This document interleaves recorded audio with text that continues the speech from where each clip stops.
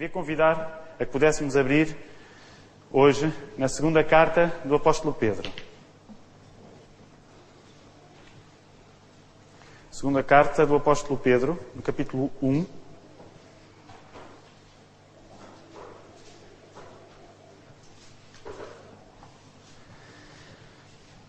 E gostaria que pudéssemos ler do versículo 5 ao versículo 9.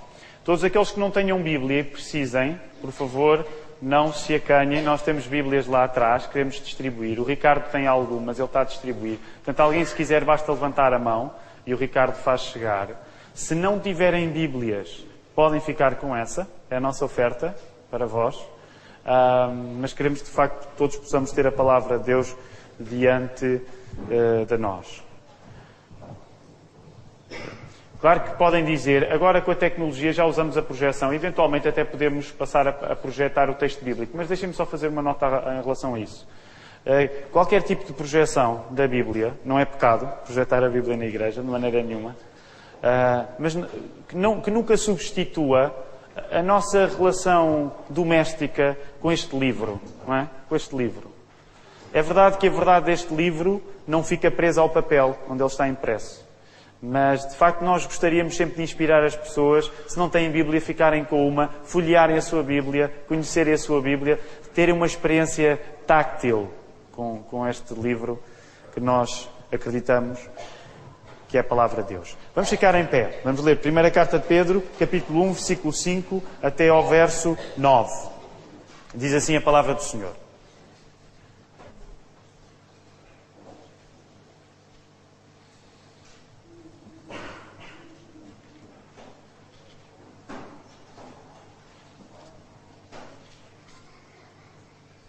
Primeira carta de Pedro.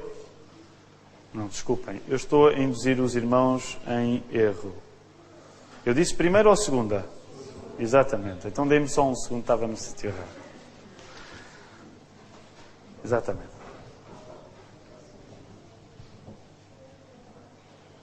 Vou começar, versículo 5. Por isso mesmo, vós, reunindo toda a vossa diligência, associai com a vossa fé a virtude. Com a virtude, o conhecimento. Com o conhecimento, o domínio próprio. Com o domínio próprio, a perseverança. Com a perseverança, a piedade. Com a piedade, a fraternidade. Com a fraternidade, o amor. Porque estas coisas, existindo em vós, e em vós aumentando, fazem com que não sejais nem inativos, nem infrutuosos no pleno conhecimento de nosso Senhor Jesus Cristo. Pois aquele a quem estas coisas não estão presentes é cego, vendo só o que está perto, esquecido da purificação dos seus pecados de outrora. Podemos ficar sentados.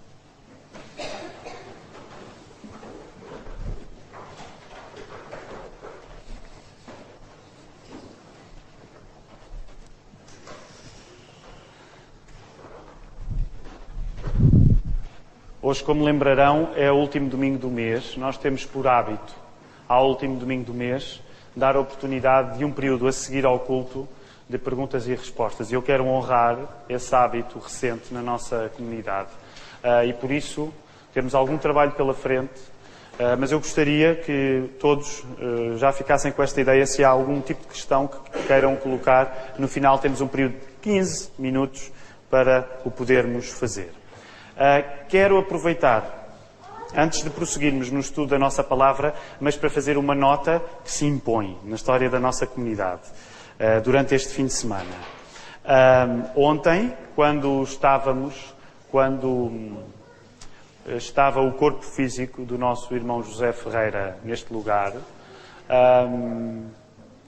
conversávamos no final do culto, José Carvalho, eu vou passar a olhar sempre para o irmão Sérgio. Os irmãos hoje eu vou pregar assim, não é?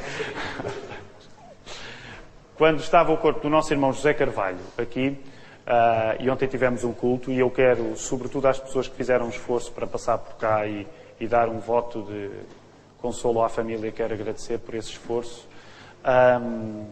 tínhamos no final uma conversa, estava eu, a irmã Irene, o irmão João Paulo e o irmão Sérgio, creio, no final do culto. Isto não faz parte do sermão, mas é uma coisa que eu gostaria de partilhar com a igreja.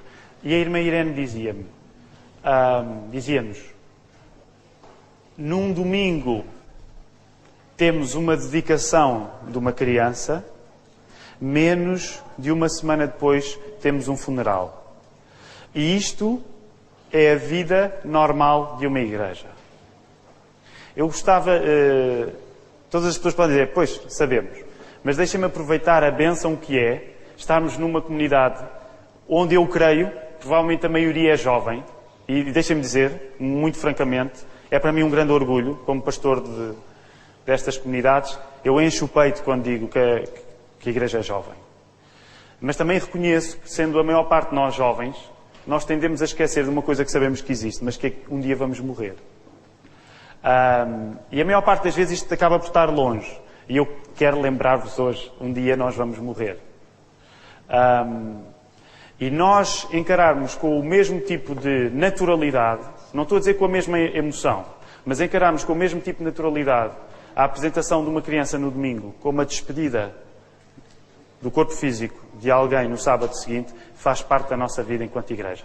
E eu, como pastor, tenho de vos ir lembrando, mesmo sendo jovens, a qualquer altura, e sei que me repito, tenho ouvido isto de mim muitas vezes, a qualquer altura Deus nos pode chamar.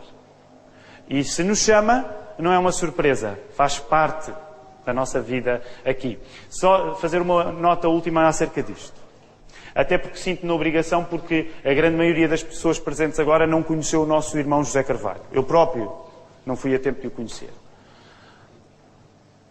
A irmã Irene estava a dizer uma coisa que eu achei graça. Ela dizia, estamos a brincar, mas foi as melhores brincadeiras que eu tive. No final do culto, irmã Irene, perdoe eu estar a partilhar isto, mas acho que é das melhores conversas que nós podemos ter. No final do culto, a irmã Irene ralhava com o irmão João Paulo.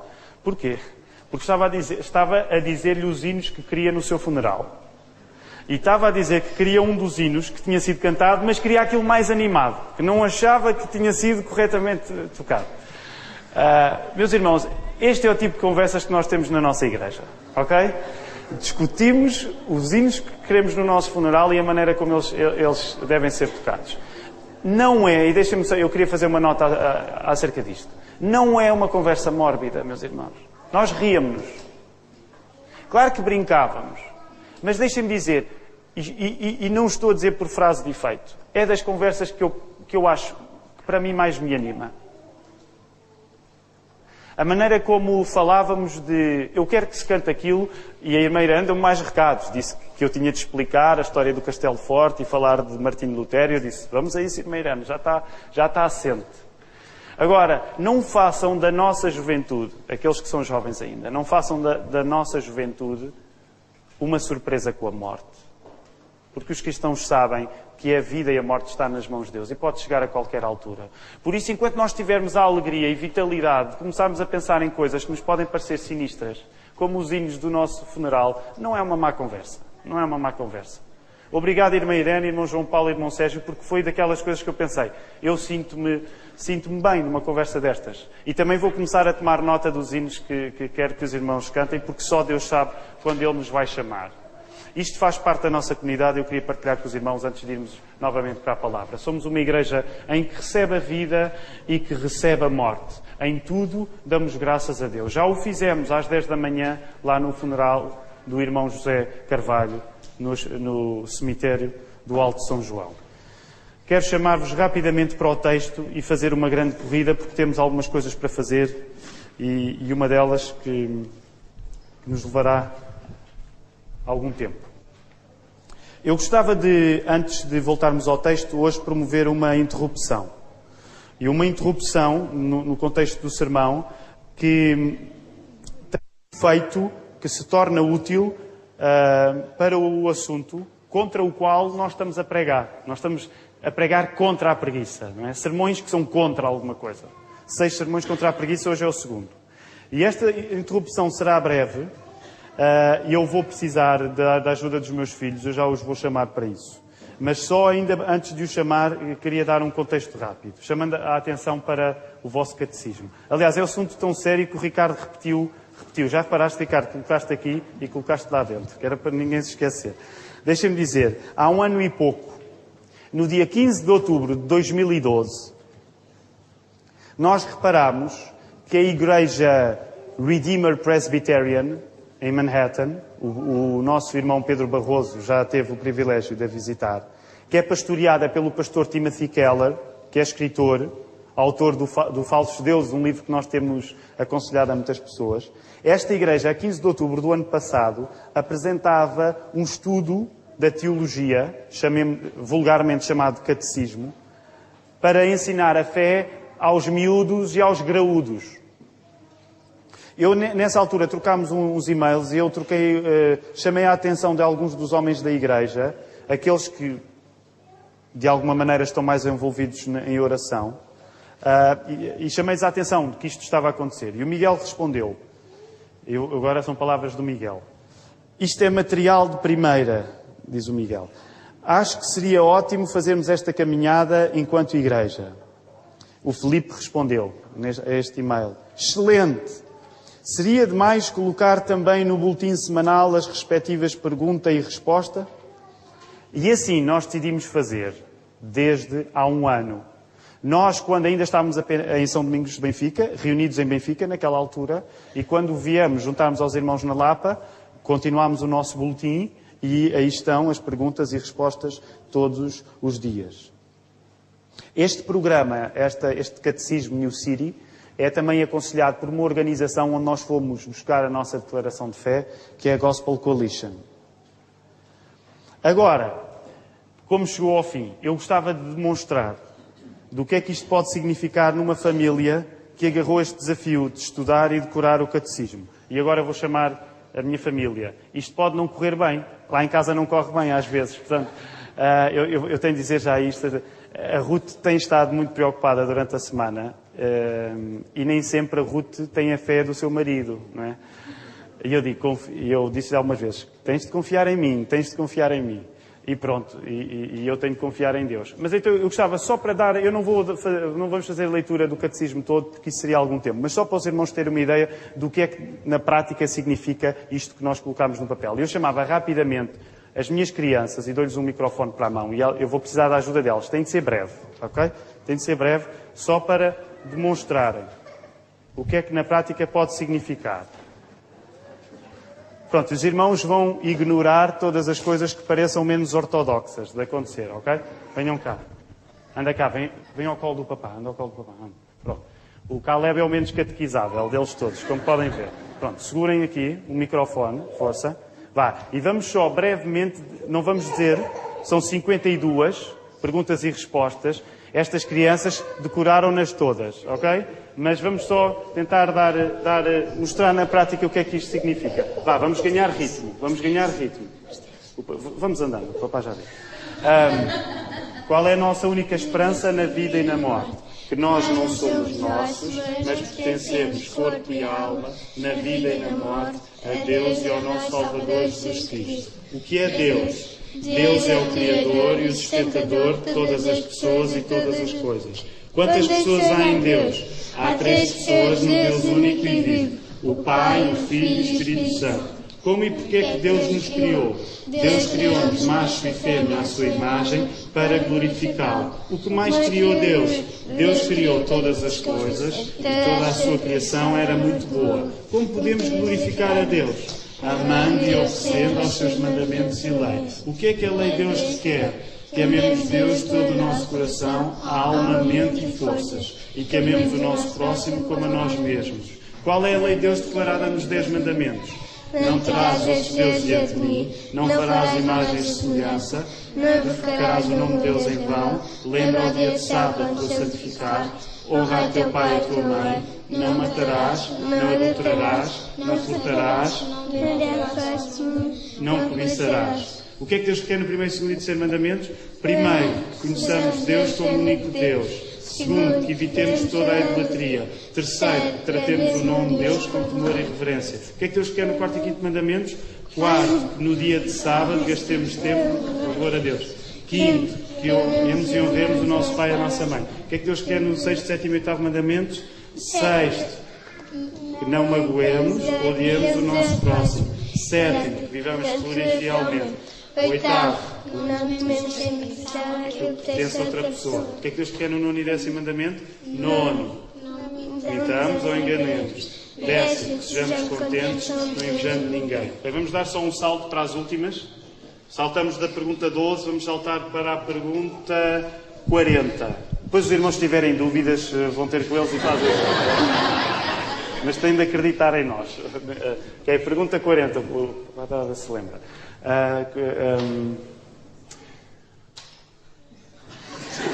Calma, estou lá. É da oração. É da oração. Com que tive? Não. Sim, o que devemos orar? O que devemos orar? A palavra de Deus toda ensina-nos no que devemos orar. Dirige-nos no que devemos orar. Qual é a oração do Senhor? Pai nosso que estás no céu, santificado seja o teu nome, venha o teu reino, seja feita a tua vontade, assim na terra como no céu. O pão nosso de cada dia dá-nos hoje e perdoa as nossas dívidas, como nós perdoamos aos nossos devedores. Não nos deixes cair em tentação, mas livra-nos do mal. O reino, o poder e a glória, para sempre. Amém. 42. Com que atitude... Não, como é que a palavra de Deus deve ser lida ou ouvida? Com diligência, preparação e oração, para que a possamos aceitar com fé e praticá-la nas nossas vidas. Quais são as ordenanças? O batismo e a ceia do Senhor. O que é o batismo? O batismo é a lavagem com água em nome do Pai, do Filho e do Espírito Santo. O batismo é a lavagem do próprio pecado? Não. Apenas o sangue de Cristo pode limpar-nos do pecado. O que é a ceia do Senhor? Cristo ordenou os cristãos a comer o pão e beber do cálice em grata memória dele. A ceia do Senhor adiciona alguma coisa ao trabalho expiatório de Cristo? Não. Cristo morreu de uma vez por todas. E para a última, pergunta número 52, está bem? Que é, que esperança é que a ascensão do Senhor reserva para nós? 52, pergunta 52. E esta é a última, é aquela que está mais fresca, mais... Eu não sei. Eu ajudo. Que viveremos com e desfrutaremos Deus para sempre, no novo céu e na nova terra, para sempre livres do pecado, numa criação restaurada, renovada. Podem sentar-se. Obrigado.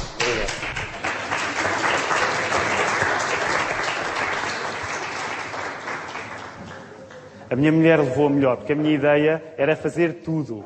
Tudo. Queria 52. Mas pronto. Meus irmãos, só aqui uma nota acerca disto. Porque é que fazemos esta coisa? Aliás,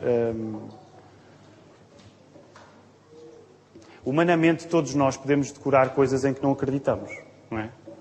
Todos nós temos a capacidade de colocar na nossa cabeça coisas que podem estar desligadas do nosso coração.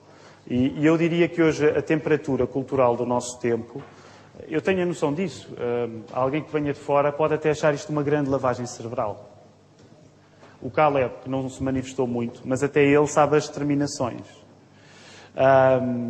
E uma pessoa que veja de fora, eventualmente, infelizmente, até pessoas que vejam de dentro, podem achar que este é um exercício de grande violência. Deixem-me dizer apenas uma coisa acerca disso. Ter a pretensão de não ensinar nenhuma convicção aos filhos e mantê-los numa suposta tábua rasa é também um credo religioso. E que, na minha opinião, pode ser tão intelectualmente desonesto quanto preguiçoso. Com isto quero dizer, quando falamos nos valores que os pais passam aos filhos, não há neutralidade possível. Quer eles estejam a indicar os seus filhos para decorarem coisas, como nós fazemos, quer estejam a dar-lhes toda a paz de espírito para eles não decorarem coisa nenhuma. Se nós julgarmos que não educando os nossos filhos a decorarem coisas, estamos a proteger-lhes a liberdade, nós vamos ficar desiludidos com o modo como eles vão oferecer essa liberdade a outras coisas. Há aquelas que nós lhes ensinamos sem lhes ensinar nada, e há outras que nós nunca lhes ensinamos, mas que eles vão aprender. Essa foi a minha própria experiência pessoal. Eu decorei alguns versículos, aliás, apenas para dizer, antes de começarmos a decorar o catecismo, que não é a Bíblia, temos incentivado as nossas crianças a decorarem versos. Eles também podiam dizer algumas das coisas que sabem. A minha experiência não é, e eu tenho a noção disso, permitam-me fazer este ponto na mensagem, eu não fui ensinado, apesar dos meus pais serem crentes e bons crentes, eu não fui ensinado àquilo que estou a ensinar aos meus filhos. E tenho a perfeita noção de que eles passarão por alturas na vida deles em que acharão penoso a tarefa de decorarem coisas. Aliás, eu nem lhes vou perguntar se lhes apetece dizer isto todos os dias. Porque, naturalmente, sei que provavelmente não lhes apetece. Muitos anos depois, e a minha experiência, e eu que não memorizei muitas coisas, reconheço que oferecer no nosso cérebro espaço para uma compreensão sistemática da doutrina é transformador. Porque quando nós decoramos estas coisas, acreditem que quando vamos lidar com estas coisas no dia a dia, a nossa cabeça vai estar treinada acerca das certezas sobre as quais a Bíblia fala. A minha oração, só para terminar este ponto do catecismo, enquanto pastor desta igreja, é que aquilo que neste caso foi demonstrado pela família do pastor, e deixem-me fazer aqui uma outra nota.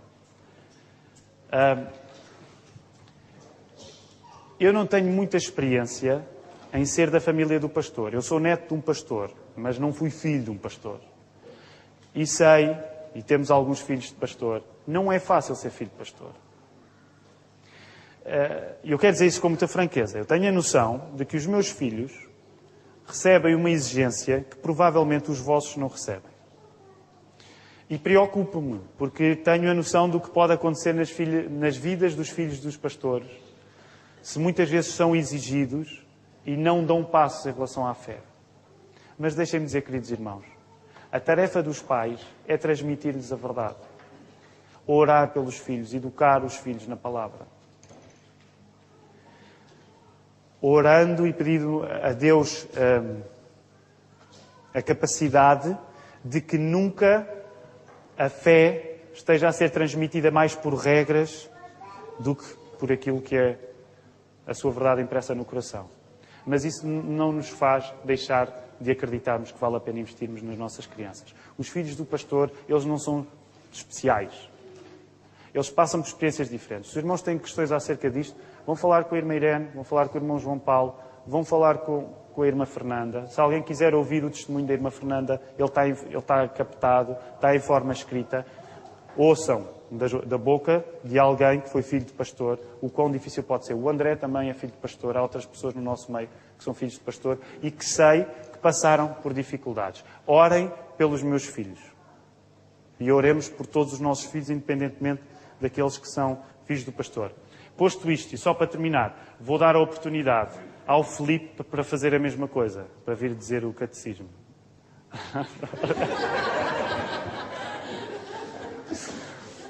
Eu queria tanto o Miguel, mas o Miguel hoje foi assistir à dedicação de um sobrinho dele na primeira igreja e não está cá. Eu queria tanto entalar o Miguel nisto. O Miguel e o Filipe, todos lampeiros há um ano, vamos fazer isto, vamos. E eu assim, pois já estou a ver quem é que vai fazer, não é? É o pastor que vai fazer com os pobres das crianças deles. Mas pronto, certamente o Filipe decorou também e ele no final vai poder partilhar convosco quem quiser. Vamos então rapidamente à palavra. Obrigado por este tempo, eu sei que foi uma interrupção, mas que queríamos fazê-la. A semana passada, quando falámos acerca da preguiça, vimos-la no livro de Provérbios, sobretudo como preguiça, oposto da sabedoria. Preguiça, o oposto da inteligência. Nós tentámos aplicar algumas verdades que lemos em Provérbios na semana passada, em capítulo 24, versos 30 a 34, nos seguintes 3 pontos. E vou só rapidamente relembrar os 3 pontos finais da semana passada.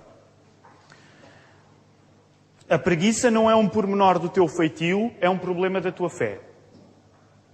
Segundo ponto, a tua preguiça não é um problema teu, é um problema de todas as pessoas à tua volta. E terceiro ponto, Só podes conviver bem com a tua preguiça se conviveres mal com Cristo. Foi aquilo que nós resumimos nos pontos finais da mensagem da semana passada. Ao observarmos estas coisas, parece-nos, no livro dos Provérbios, uma grande falta de inteligência, uma grande falta de sensatez, nós sermos preguiçosos. Porque, resumidamente, essa preguiça suspende a possibilidade de nós mostrarmos que estamos a aprender alguma coisa com a nossa fé. Ou seja, ser preguiçoso é, aos olhos da fé, e do livro de Provérbios em particular, e vou voltar a usar uma palavra que é pesada que eu usei semana passada, mas que a Bíblia usa, ser preguiçoso no livro de Provérbios é uma grande estupidez. Não é uma questão, no livro de Provérbios, é uma questão de voluntária até. A pessoa é estúpida, é tola por ser preguiçosa. É assim desta maneira um pouco agreste que o livro de Provérbios nos apresenta o problema. Hoje, ao irmos até à segunda carta de Pedro, que lemos, nós vamos ver como a preguiça é apresentada de uma maneira diferente. Completamente compatível, mas a luz está colocada noutro aspecto. A preguiça é colocada, sobretudo, como ignorância, falta de conhecimento, desconhecimento. Portanto, no texto que nós lemos hoje, a preguiça não aparece tanto como uma tolice deliberada. A preguiça não aparece tanto como sou tolo e assumo. Mas aparece mais como alguma coisa que não se faz porque não se sabe. A tónica hoje não passa tanto por aquilo que incompreensivelmente nós não fazemos, que era a tónica da semana passada, mas passa mais por aquilo que não fazemos porque não compreendemos. Pode parecer que o tom hoje é mais leve, mas neste plano de estudarmos o pecado da preguiça em seis semanas, com textos da Bíblia diferentes, nós apercebemos que a Bíblia nos permite olhar para o problema de ângulos diferentes. Portanto, não avaliem tanto isto a nível de o discurso hoje foi mais duro, o discurso hoje foi mais leve, mas vamos mais pedir ao Espírito Santo que Ele possa conduzir a nossa reflexão na palavra.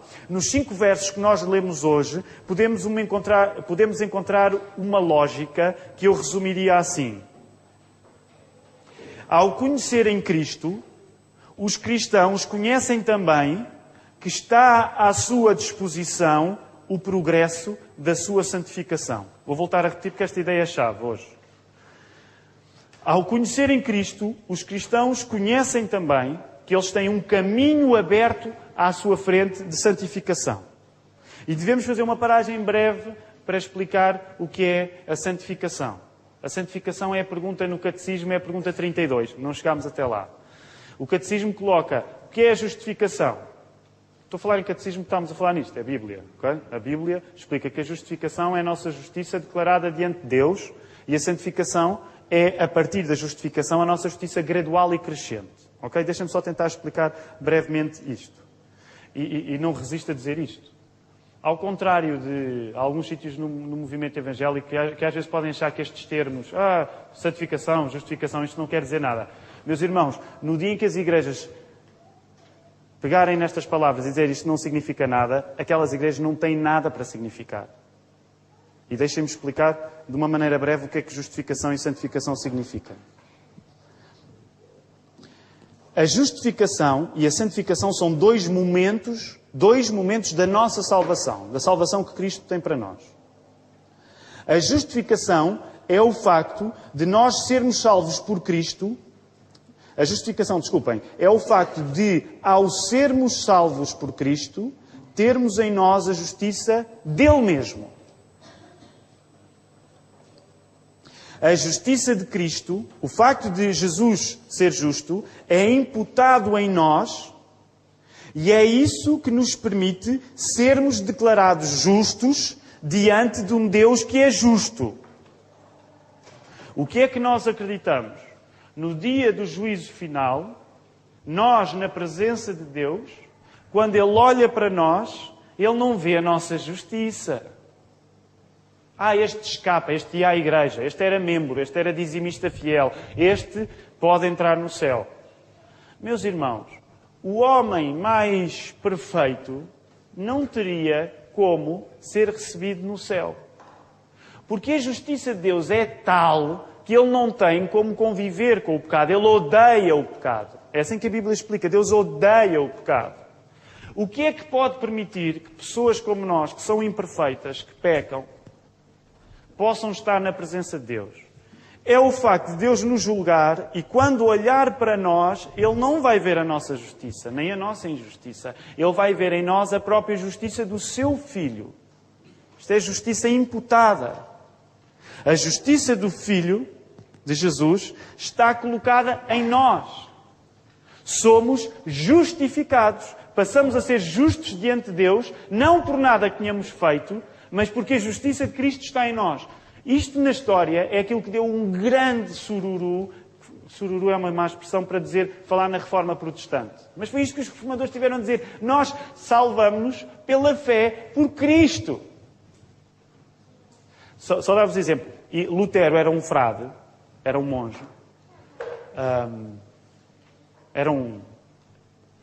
não tinha cabelo naquela parte, era um religioso. Não sei qual é agora, se era frade, se monge é melhor. Ele era dominicano, creio eu. Dominicano, creio que sim. Não tenho a certeza, não quero pôr os pés pelas mãos nisto.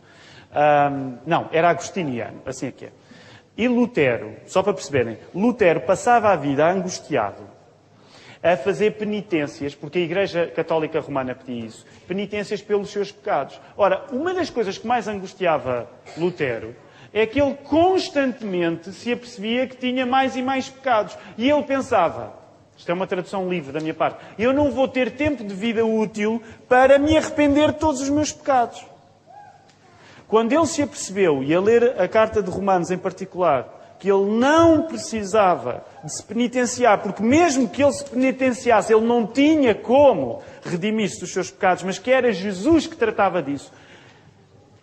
Percebem? Foi a transformação da vida dele. Ele disse, eu não preciso de me salvar a mim próprio penitenciando-me pelos meus pecados. É a justiça de Cristo que está em mim. Isto é justificação. Ora, avançando para a santificação. A santificação é o avanço dessa justiça que nós já temos em Cristo, é o avanço dessa justiça em nós, enquanto estamos na vida deste lado da ressurreição. Por isso a santificação é gradual e crescente, porque ainda nos debatemos com o pecado neste lugar e neste tempo. E eu espero que todos consigam identificar com isto, que ainda se debatem com o pecado. Agora, o facto de se debaterem com o pecado não é um sinal que não são santos. O facto de se debaterem com o pecado, sendo nós salvos, é um sinal que somos santos e que estamos a ser progressivamente santificados pelo próprio Espírito Santo.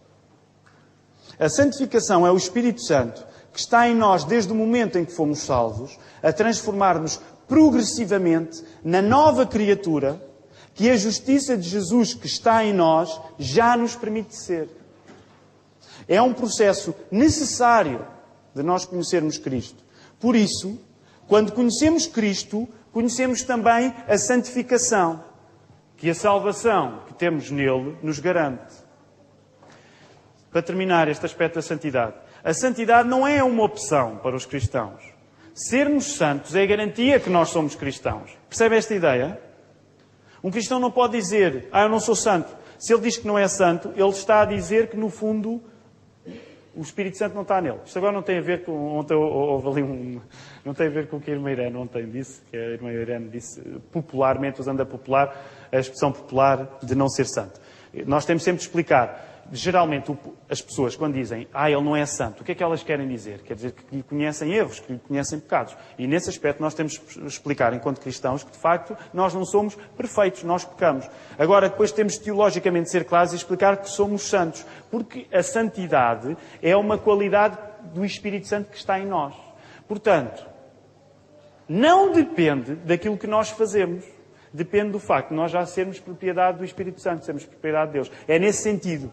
Todos os cristãos são santos. Percebem? É por isso que nós abrimos e folheamos as páginas da Bíblia e, por exemplo, nas epístolas, Paulo diz logo aos santos. Vejam bem, Paulo diz aos santos de Corinto, que se portavam muito mal. E ele não está a dizer aquilo como, vou dizer aqui uma coisa simpática para eles me ouvirem a seguir. Não, ele está a dizer, há os santos em Corinto. Porque o Espírito Santo está lá, logo o traço distintivo da personalidade deles é que eles são santos, porque eles são propriedade do Espírito Santo. Rapidamente vamos avançar. O apóstolo Pedro estabelece neste texto como é que a santificação, como é que este processo, o Espírito Santo está em nós, na nossa vida, como é que ele acontece.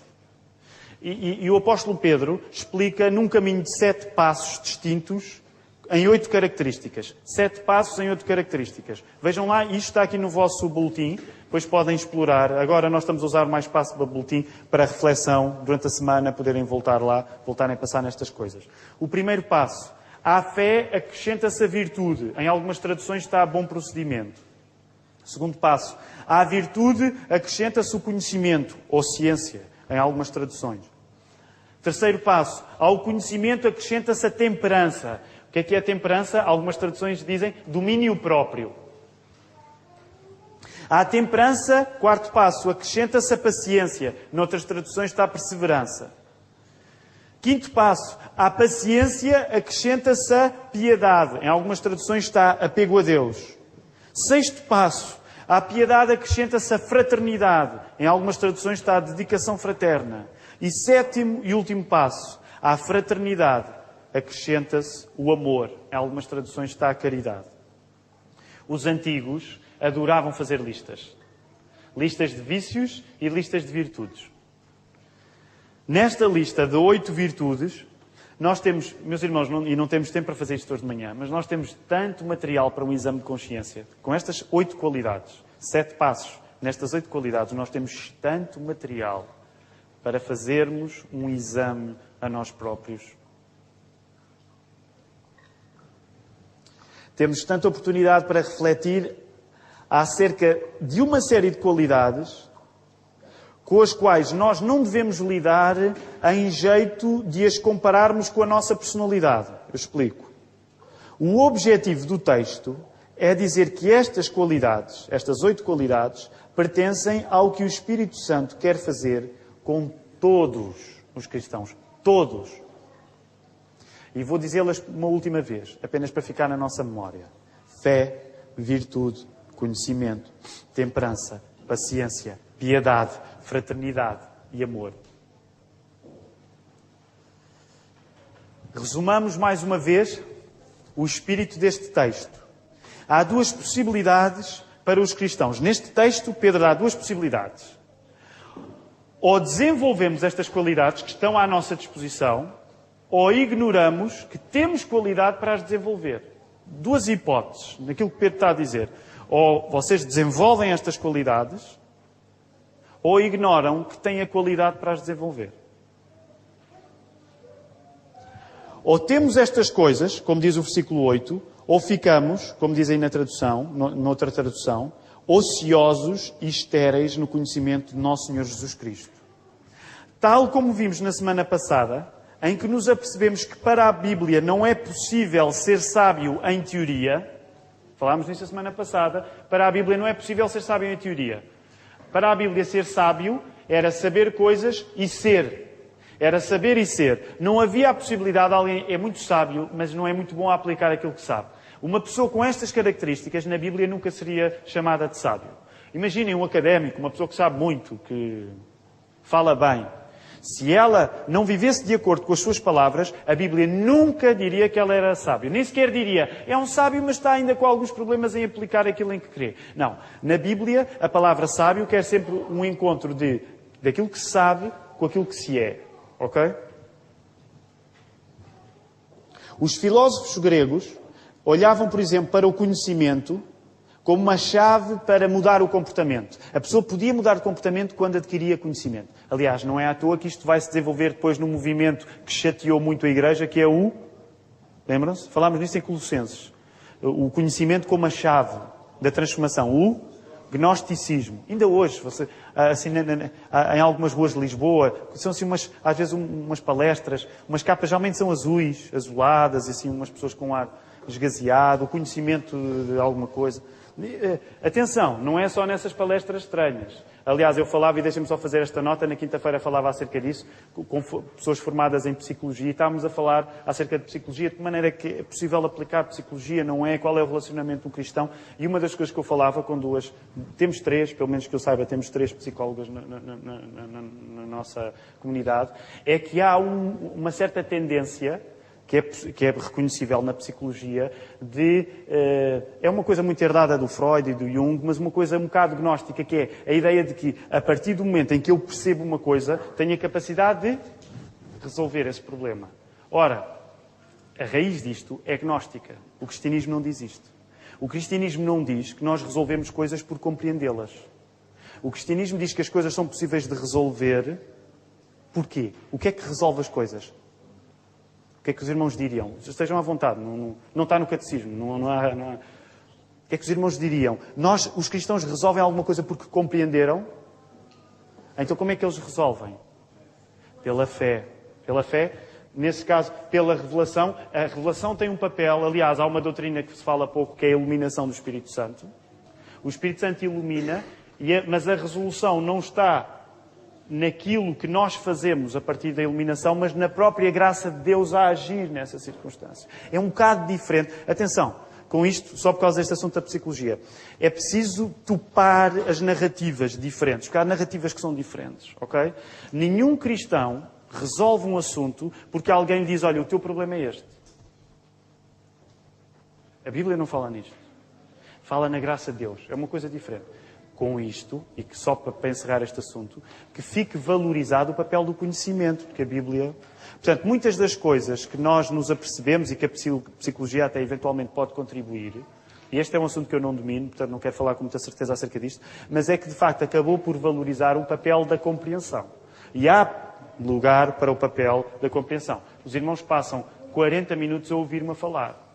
Se não houvesse lugar para a compreensão, nós não gastávamos tempo a ler a Bíblia. Ora, rapidamente, os gregos achavam que o comportamento se mudava através do conhecimento.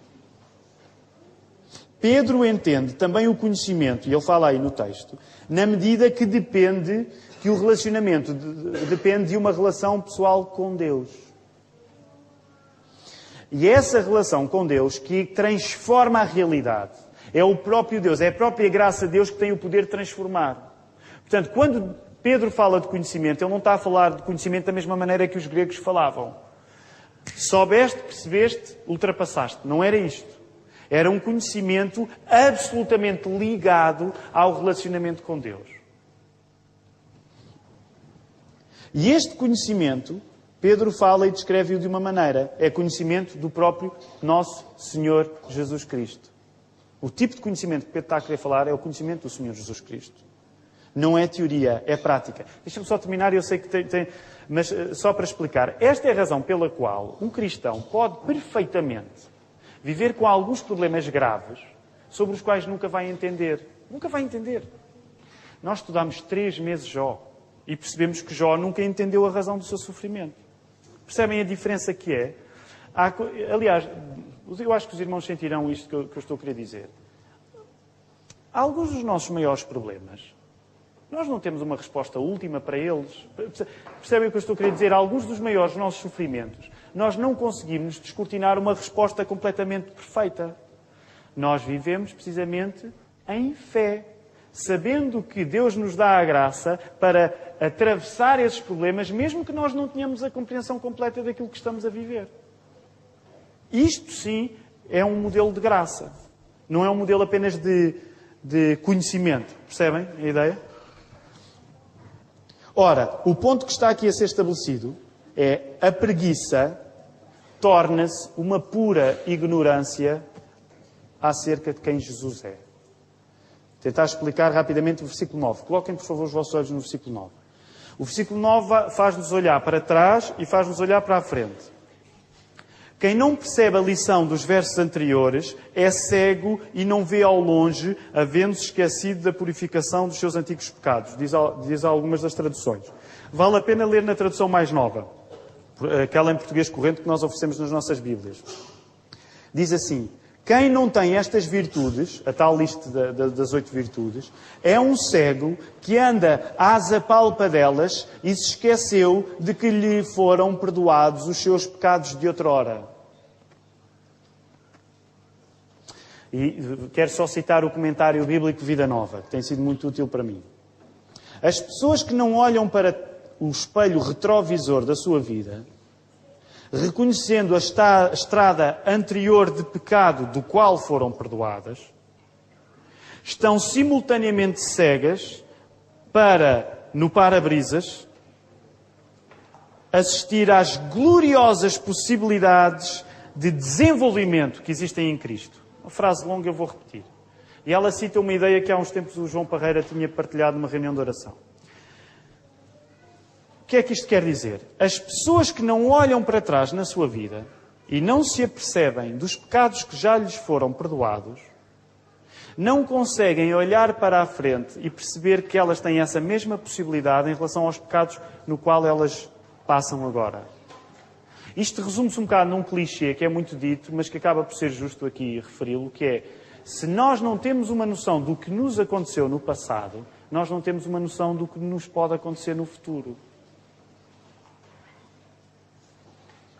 E deixem-me, uma nota à parte hoje, não me quero desviar demais, mas deixem-me dizer, esta é uma razão tão problemática para todas as pessoas que reclamam ter uma experiência cristã, mas que na prática nunca se arrependeram dos pecados. Isso é uma disfunção. É impossível. É impossível alguém dizer, eu sou cristão, e nunca ter tido uma experiência genuína de arrependimento. Percebem? Porque uma pessoa que diz que é cristã e olha no espelho retrovisor e não vê pecados perdoados, ela não tem futuro. Porque ela não tem nenhuma garantia que os pecados do futuro podem ser perdoados também. Portanto, reparem, mesmo no que diz respeito à questão evangelística, e com muito boa vontade que às vezes pode haver na oração do pecador, de rapidamente chamar as pessoas para tomarem uma decisão, se o ponto que é incontornável na Bíblia, que é o arrependimento dos pecados, é ignorado, nós estamos a convencer a pessoa de uma coisa que ela não é. Percebem a ideia? Eu sei que estou a simplificar muito, mas se nós dizemos que gostava de fazer uma oração de aceitar o Senhor Jesus como seu Salvador, e se nisso, eu não estou a dizer que essa oração é necessariamente má, eu fiz-la também, com 6 anos de idade. Mas se nós apresentamos esta oração sem haver uma clara noção que é preciso o arrependimento, a pessoa diz, isto não me parece mal. Eu até simpatizo com a figura de Jesus, gostava de tomar essa decisão. Se essa pessoa salta sem ter uma convicção dos pecados que foram perdoados, a morte de Cristo na cruz é apenas uma decoração, que nem ela percebe bem porquê. Porque não se apercebe que Cristo teve de morrer por uma coisa que ela nem sequer está a lembrar, que é ela é pecadora. E está condenada ao inferno se Cristo não a salvar. Portanto, todo o tipo de experiências, quando nós chamamos as pessoas para a fé e não falamos nos pecados, no arrependimento dos pecados, que é a pregação apostólica, nós não estamos a pregar o cristianismo. Estamos a falar de outra coisa qualquer. E a ironia, reparem bem, eu acho que às vezes nós não queremos ter esta conversa porque achamos, esta coisa de falar dos pecados, esta coisa de falar do inferno. Meus irmãos, eu já nem estou a falar por uma questão de fidelidade à palavra, que isso era simples. Mas se nós não falarmos do arrependimento e não falarmos na condenação eterna da alma das pessoas, nós estamos a lançá-las para uma vida de desespero em relação aos seus pecados futuros. Porque se elas não souberem que a morte de Cristo teve o poder de as salvar no passado, elas vão passar pelas crises do futuro sem ter qualquer tipo de esperança que possam ser perdoadas. Percebem a ideia? Por isso é que nós não podemos ser cristãos com uma ideia vaga dos nossos pecados. Se eu sou um cristão que fala muito acerca de ser cristão, mas que lembra muito pouco acerca dos meus pecados, a ironia é que eu não tenho esperança nenhuma para os pecados que eu vou praticar no futuro. Porque eu ainda não experimentei o perdão de Deus. Agora, eu não quero insistir muito. Há um mês e tal eu ouvi o pastor Paul Washer, e o Paul Washer é de facto assim um bocado como se costuma dizer, hardcore, um bocado radical. E boa parte da mensagem dela às vezes parece dizer, vocês não são crentes, e eu não quero necessariamente... Acho que o pastor Paulo Washer está a fazer aquilo bem e não quero necessariamente imitá-lo. Mas deixem-me dizer, isto é uma coisa que tem de ser pregada. Nós não temos como pregar o Evangelho sem pregar o arrependimento de pecados. E eu tenho de dizer isto, há uma grande probabilidade. Atenção, não quero assustar ninguém, até porque não tenho nenhum dom especial para isso. Mas há uma grande probabilidade de passarem muitas pessoas pelas igrejas, por esta manhã, que esteja convencida de uma coisa que não é, que é cristã. Agora, não sou eu como homem que sei distinguir um cristão verdadeiro de um não. Apenas Deus sabe fazer isso. Mas a Bíblia dá-nos subsídios para nós sabermos. Nomeadamente, os frutos. A santificação. Se não há santificação a acontecer, a Bíblia está a querer nos dizer alguma coisa acerca disso. Para terminar. Se na semana passada sublinhámos o caráter da preguiça e ir contra Cristo, por ser impossível amar Jesus e não praticar o que Ele manda, em João 14, semana passada lemos sobre isto. Jesus disse continuamente, se vocês me amam, vocês fazem aquilo que eu vos mando. Logo, apercebemos-nos de que não é compatível uma pessoa dizer que ama a Cristo e não fazer aquilo que Ele diz. E lá estou eu a cair para alguns simplismos, mas eu tenho de dizer isso porque é a palavra que me manda dizer isso. Se nós dizemos que amamos a Cristo e não fazemos aquilo que Ele manda, nós não somos cristãos. Porque Ele está a fazer depender o amor que nós temos por Ele do facto de nós obedecermos. Atenção, não é a nossa força que nos faz obedecer, é o Espírito Santo. Mas se alguém diz, eu amo a Cristo, mas não faz o que Ele manda, segundo João 14, e segundo a carta de João mais tarde, é apenas um mentiroso. Esta semana nós não vamos por aí, mas vamos sublinhar o caráter da preguiça e ir contra o Espírito Santo. Não tanto ir contra Cristo, mas contra o Espírito Santo em particular. O cristão que é ocioso e estéril no conhecimento de Nosso Senhor Jesus Cristo, como diz o texto, tem pouca fé, virtude, conhecimento, temperança, paciência, piedade, fraternidade e amor para mostrar. Um cristão preguiçoso mostra que não tira rendimento do Espírito Santo. Porque o ócio, a esterilidade, como aparecem no texto, são garantias da ausência destas qualidades que o Espírito Santo quer provocar nas nossas vidas. Uma comunidade que é formada pelo trabalho do Espírito Santo, como é que se chama esta comunidade que é formada pelo trabalho do Espírito Santo? É a Igreja. Não me pestanejem dizer isto. Igreja. Uma comunidade que é formada pelo trabalho do Espírito Santo tem necessariamente de confrontar a preguiça, porque a preguiça é uma recusa de deixar o Espírito Santo trabalhar. Deixa-me voltar a repetir esta ideia. Uma comunidade que é formada pelo trabalho do Espírito Santo tem de confrontar a preguiça, porque a preguiça é uma recusa de deixar o Espírito Santo trabalhar. Tendo dito isto, vale a pena repetir que combater a preguiça não é a maneira que agora nós arranjamos para encontrar um grande culpado de todos os males que acontecem entre nós. Na quinta-feira foi muito interessante. Foi mesmo interessante. Foi um momento especial. Algumas pessoas partilhavam, eu nunca tinha visto isto assim, nunca tinha visto. E isto diz muito acerca de quem eu sou. E eu não quero dar a ideia que depois do grande S de sofrimento com Jó, agora é o grande P de preguiça e que de repente resolve tudo, não é?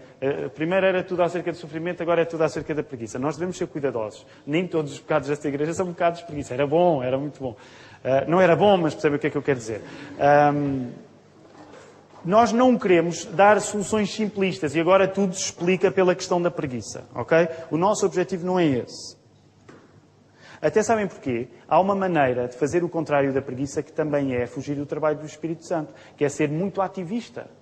Fazer tudo para nos certificarmos que não estamos disponíveis para que o Espírito Santo possa fazer alguma coisa. E este padrão na vida das igrejas também existe.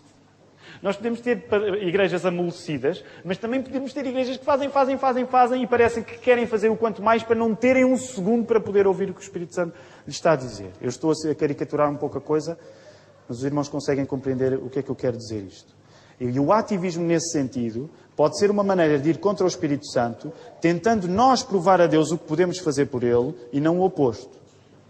Combater a preguiça é querer fazer as pazes com a tarefa da Igreja, que é ser progressivamente santificada. Por último, quando nós somos preguiçosos, nós rasgamos, lançamos fora as ambições que o Espírito Santo tem para nós. Meus irmãos, eu agora não vou explorar, até depois esta questão às vezes pode-se colocar, ok, mas então, sendo que o Espírito Santo faz um trabalho, tem uma vontade, como é que isso se articula na nossa? Esse é um assunto para sempre, pelo menos até a eternidade, lá perceberemos. Eu agora não vou explorar tanto esse sentido, mas eu queria dizer isto. Quando nós somos preguiçosos, nós rejeitamos ambições que o Espírito Santo tem para nós. Nós, quando somos preguiçosos, e deixem-me dizer isto com convicção, quando nós somos preguiçosos, nós tornamos a Igreja escrava da nossa velha personalidade, em vez de a servirmos com a nova criatura que Deus nos oferece. Quando nós somos preguiçosos, nós impomos a nossa velha natureza à comunidade que devíamos servir com a nova criatura. A Eunice, na quinta-feira passada, sintetizou numa frase muito curta aquilo com o qual eu gostaria de terminar. A Eunice dizia, e acho que posso dizer, a Eunice estava com um discurso muito franco, foi a melhor reunião de sempre para o Tiago, para o marido dela. Eu explico, posso dizer isto? Agora não. A Anice confessava pecados e o Tiago ria. A Anice confessava pecados e o Tiago ria. Estão a ver o que estão a perder à quinta-feira. Maridos e mulheres, venham pela mão e tal. É um grande trabalho de santificação à quinta-feira. Então, mas a Anice estava a falar também nas suas lutas com o problema. E ela disse uma coisa que eu gostava de partilhar com os irmãos. Porque às vezes algumas das coisas mais significativas não são necessariamente ditas sequer no sermão. Às vezes há coisas que são ditas depois que são preciosas de se partilhar. Ora, a Anice disse que se tinha percebido que a preguiça na prática, ao contrário daquilo que a Bíblia pede, que nos pede que nós partilhemos os nossos... Lembram-se? Partilhamos os nossos fardos.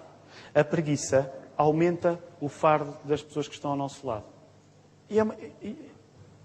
Percebem? É uma simplificação perfeita.